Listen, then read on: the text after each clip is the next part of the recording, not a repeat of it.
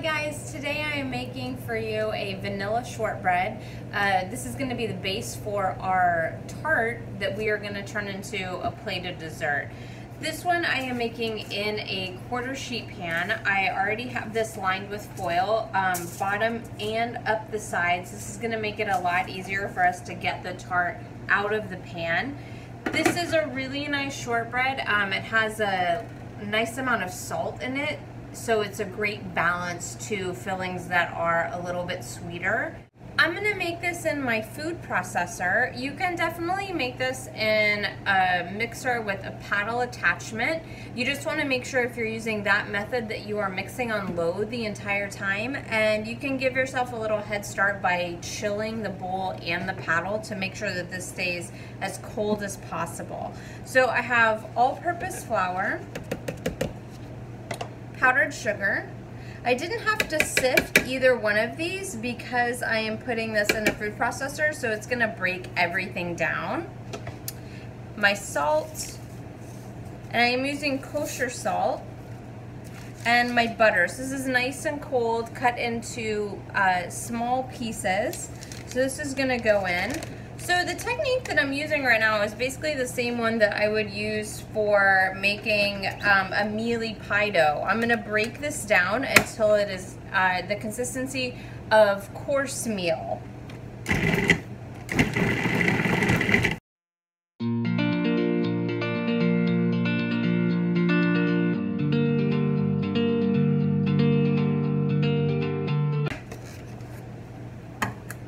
Okay, this looks good.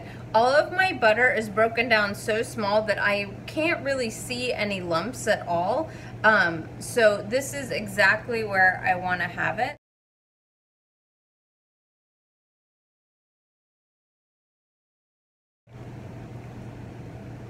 Now with the mixer running, I'm gonna add in my vanilla extract. The recipe originally called for a half of a vanilla bean scraped in, and that would be processed along with these initial ingredients. I didn't have a vanilla bean, so I'm gonna increase the vanilla extract to 2 teaspoons. And once I pour this in, I'm gonna look for this dough to almost come together. I'm not gonna mix it so far that it's become one piece. So just start to be a little sticky.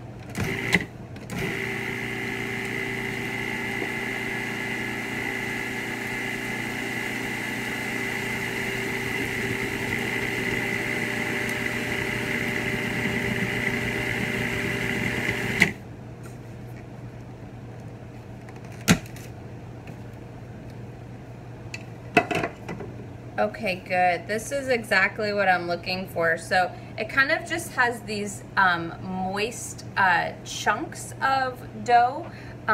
So that is exactly where we want to stop the mixing process. And this would hold true whether you're using a food processor or if you are using a mixer with the paddle attachment. So now to get this in my pan, so I'm just going to dump this all out.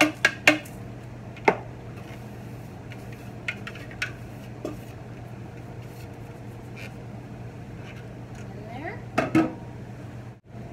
Now that I have all of my crumbs in the pan, so I'm just going to, while it's still in this crumbly consistency, I want to go ahead and just spread this out, and I'm just gently with my hands breaking up these pieces that have already started to clump together so that I can control the thickness of this crust, and just gently spread that around so I have an even layer.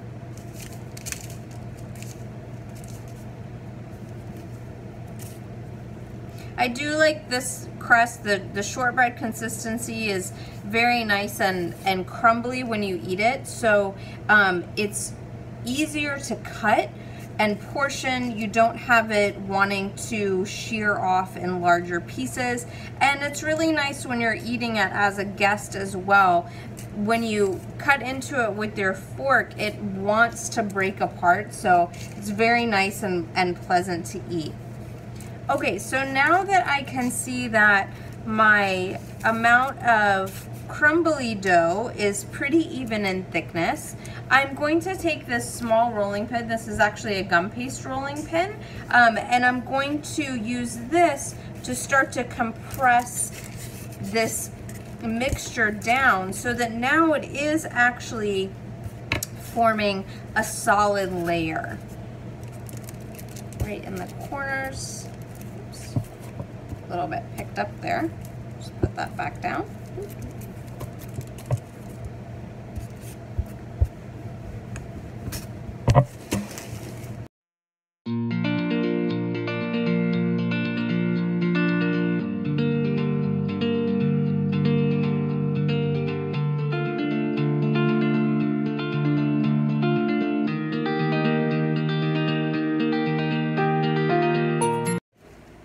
My last step before I put this in the oven is I'm just going to take a fork and I'm going to dock this crust so that as it's baking, there is a spot for the steam to escape instead of breaking through the crust and giving us something that all of a sudden now isn't a completely smooth surface. So this is going to bake in a 375-degree oven for anywhere between 15 and 20 minutes. What I'm looking for on the doneness is that it is beautifully golden brown throughout the entire surface of this.